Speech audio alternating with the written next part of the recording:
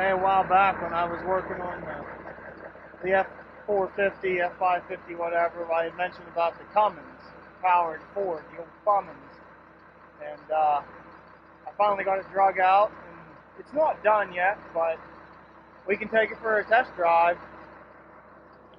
That's her. Extended cab 8-foot. Started out life as a two-wheel drive. It's still technically two-wheel drive. But it has a transfer case up in it from a Get Rag 5-speed to a MP205 Ford. I got a 60 front we're going to drop into this thing with a Sky Manufacturing spring over kit.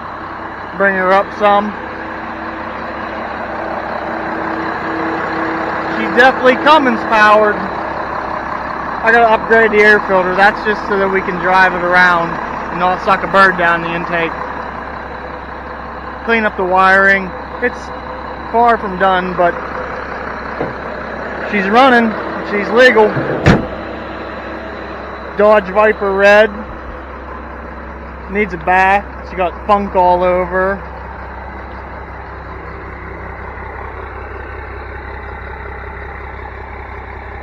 Let's take her for a rip. I'm not too wild about these captain seats in here, but you know, it is what it is.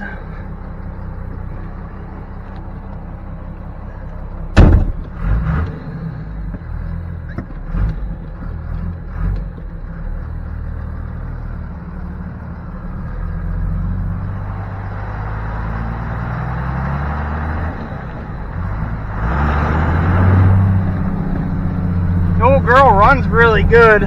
This engine came out of one of my friend's old trucks, and he had her running pretty good back in the day. I don't think there's any aftermarket. It's just what you can do to a first gen with a couple hand tools.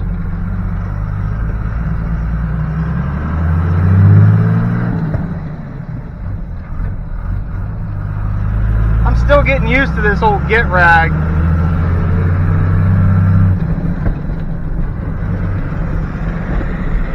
Oh, we're making a little bit of smoke on that corner. So this Get Rag, I rebuilt that a while back. Dad drove it down the road with no oil in it. She made it about 3 miles and she puked the bearings out of her. So I tore the Get Rag down, ordered all the bearings, and I think the idler shaft got tore up in the input shaft or something. I don't remember now, but I replaced all that stuff. And this old Steve Copperhead Road CD's kind of blinding me. Lenny's at his property.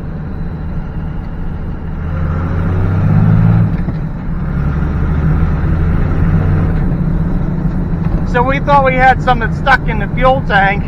Here, I believe the alternator wasn't charging and it was dropping the fuel shutdown solenoid on us. Because now that the alternator's charging, I don't have that problem anymore.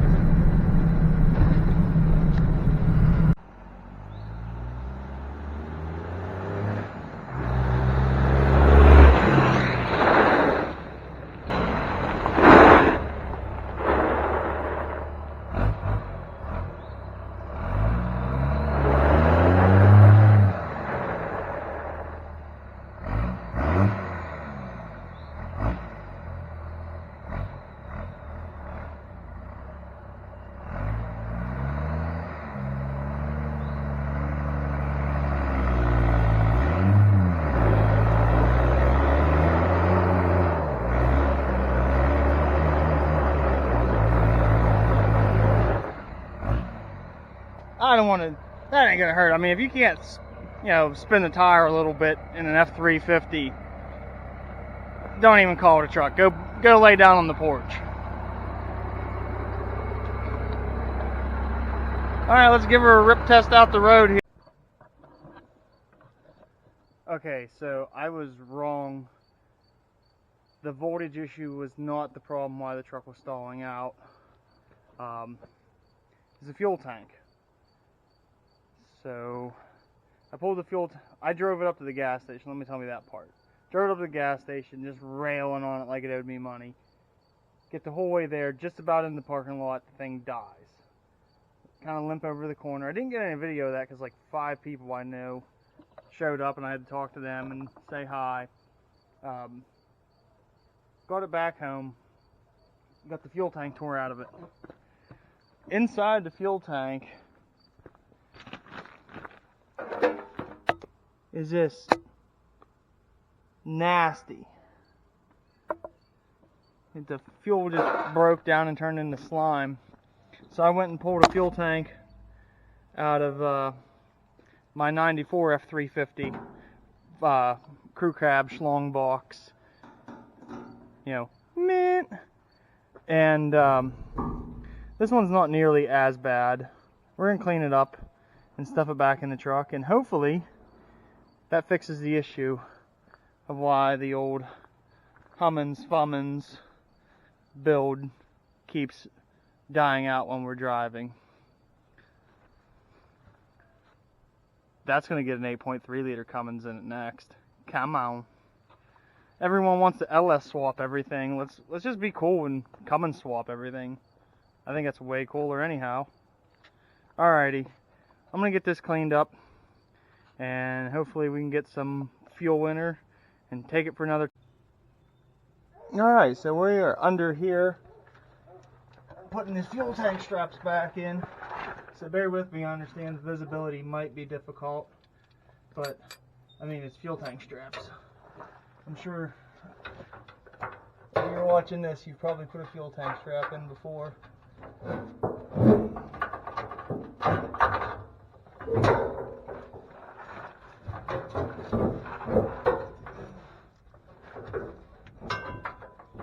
Too tight.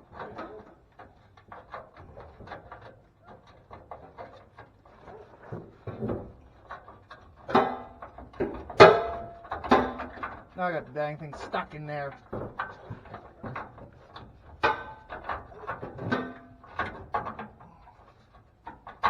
Alright, there we go. Now it's not stuck in there.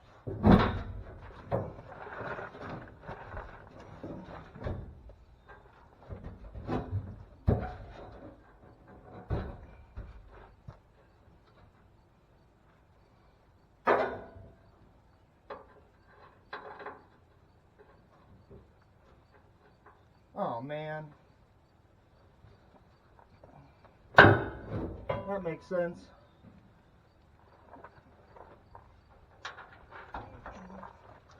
I got a 3/8 bolt and the hole's too small in the frame rail. It was a 5/16 bolt, but someone changed it. Well, I thought I could change it to 3/8, so hold on. I'm back, and I got a different bolt. Hopefully that will work.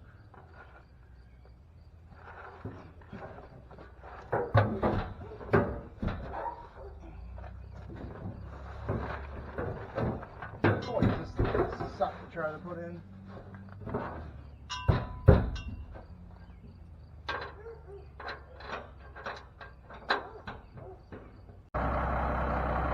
We got the fuel tank back in it. Not the original one. That one needs washed out with a steam jenny. But the one out of my 4-door 8-foot, like I was saying, it's pretty clean. I wiped it out with a white rag, and it really wasn't all that bad. Changed the fuel filter just because if it was getting that crap in the tank, it's definitely going to be in the filter. Let's take it for another test run and see if it leaves me stranded again. This window is so slow. So slow. This window is nice and fast. But, alright, well, let's go for a test rip. Let me get you set up here and we'll So we got the Cummins loaded down with the equipment trailer and the mini excavator. Let's see how she pulls that. I think she'll do decent. I mean, I pulled heavier with a 7.3 IDI. So I'll bring you back when we get out on the road. Well, I hope everyone likes the shitbox Fummins truck. I built this long before I started YouTubing. But she runs, she drives, she blows smoke. She's just minty. Definitely doesn't have anything on my 6.0 though.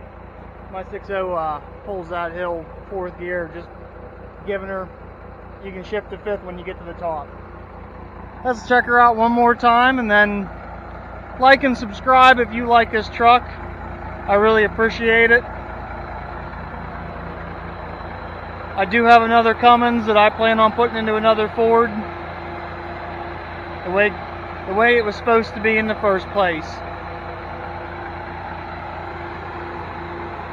Old farm truck right here, but you know what? I built it. That's all that matters. Get out there in your garage and your driveway. I build my stuff in the driveway. I ain't got a garage. I got a toolbox, a welder, torches, an angle grinder. Nothing fancy. So, if I can, you can too. So, well, thank you for watching. Until we build another truck, hopefully pretty soon, we're going to be putting the motor in the F5 or the F800 I bought. We're going to come and swap that old 429 out.